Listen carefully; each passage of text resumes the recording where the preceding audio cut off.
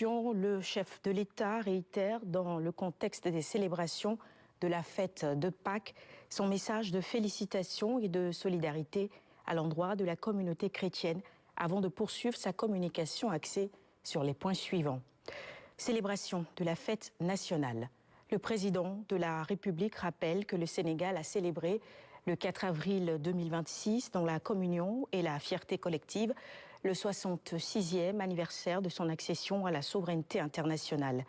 Il salue le succès retentissant des célébrations sur l'étendue du territoire national, malgré la délocalisation à Thiès de la prise d'armes et du grand défilé national sous sa présidence, en présence de son homologue de la République gabonaise, le président Brice Clotaire Oligui Nguema, invité d'honneur de la manifestation. Il remercie et félicite les populations de la région de Thiès, les autorités administratives et l'ensemble des maires et élus locaux pour leur accueil chaleureux et leur mobilisation remarquable, ayant permis la réussite de cet événement exceptionnel dans l'agenda républicain. Le chef de l'État félicite également le ministre des Forces armées, le chef d'état-major général des armées, le haut commandant de la gendarmerie nationale et le directeur de la justice militaire et l'ensemble des forces de défense et de sécurité pour la bonne organisation qui témoigne de leur professionnalisme et de leur exemplarité reconnue. Il exprime son engagement à renforcer la présence dans les territoires, l'équipement, la modernisation et l'excellence des forces de défense et de sécurité pour asseoir un Sénégal souverain dans un monde en pleine mutation. Enfin, il rappelle au gouvernement, dans l'optique de la territorialisation de l'action de l'État, la nécessité de poursuivre la mise en application de la doctrine de délocalisation des activités de célébration avec le déploiement maîtrisé du programme spécial de réalisation d'infrastructures dans les régions et chefs-lieux désignés hôtes. Exploitation et régulation des autoroutes. Le président de la République fait observer que la réalisation et l'exploitation des autoroutes participent au désenclavement des zones de production, à la qualité de l'aménagement du territoire, à l'accélération de l'urbanisation et à l'amélioration de la mobilité urbaine et interurbaine.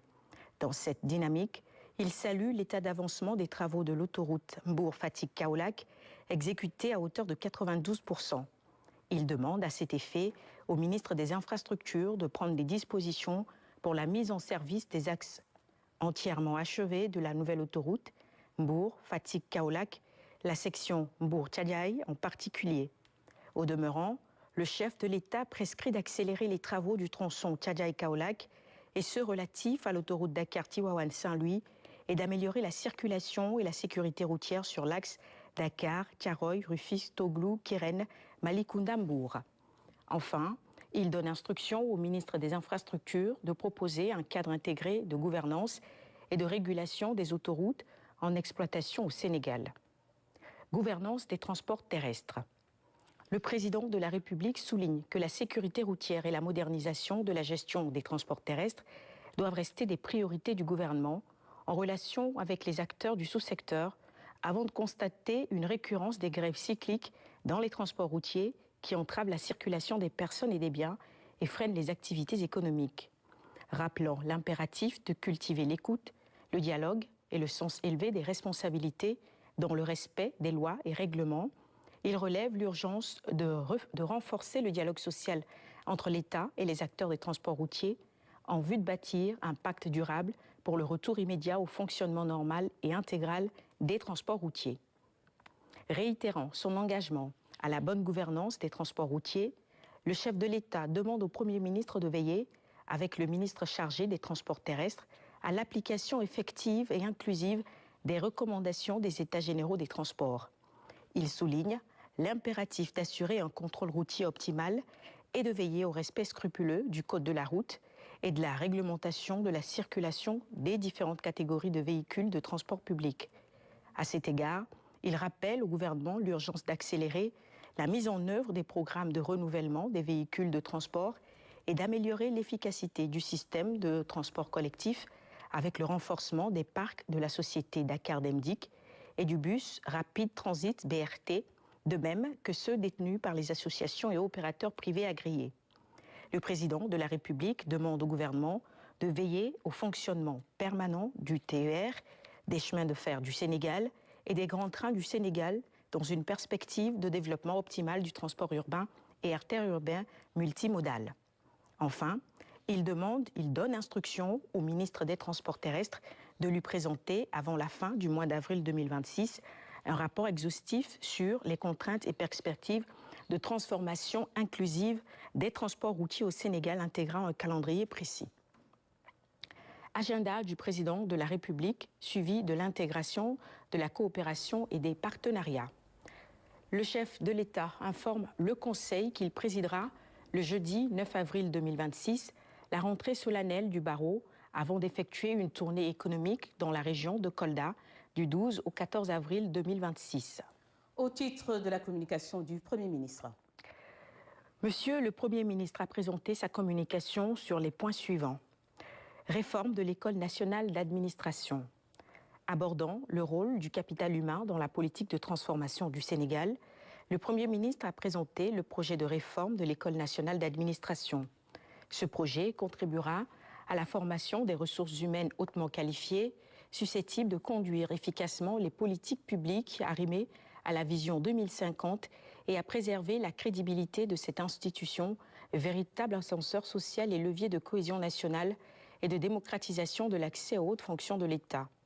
Face aux limites du décret numéro 2011-1704 du 6 octobre 2011 portant création de l'ENA et fixant ses règles d'organisation et de fonctionnement, et aux impératifs de transformation systémique consistant à réinventer le profil adéquat du manager public, le Premier ministre a proposé une réforme selon une approche globale, anticipative, inclusive et intégrée, favorisant une synergie d'action pour des objectifs de modernité et de performance.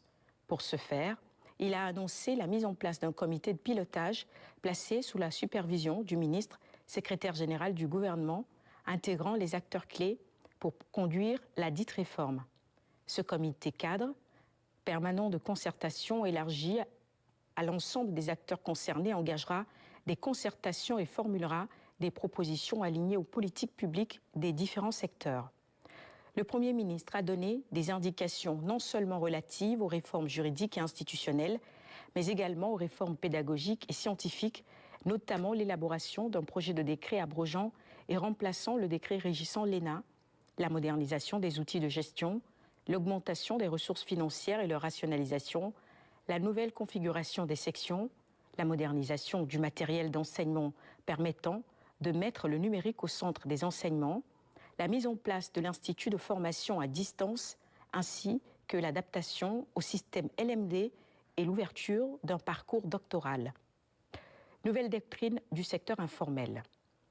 Rappelant que l'économie informelle est une fragilité structurelle de notre modèle de développement, le Premier ministre a estimé que la formalisation du secteur dit informel est à la fois une condition de notre compétitivité et un défi.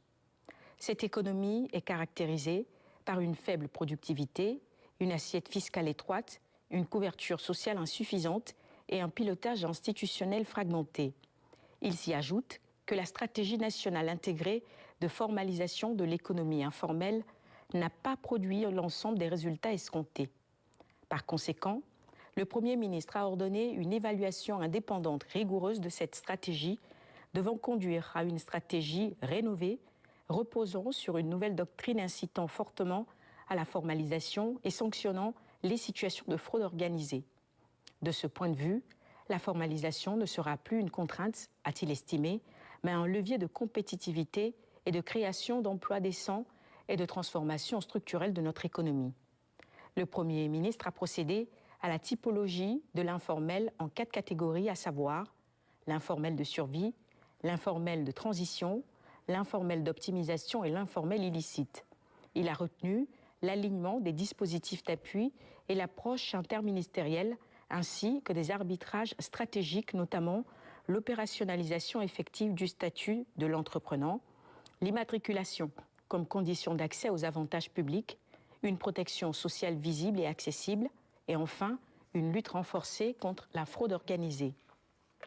Dès lors, le Premier ministre a demandé au ministre secrétaire général du gouvernement de lui soumettre dans un délai de 15 jours une proposition d'organisation d'un conseil interministériel dédié à la formalisation.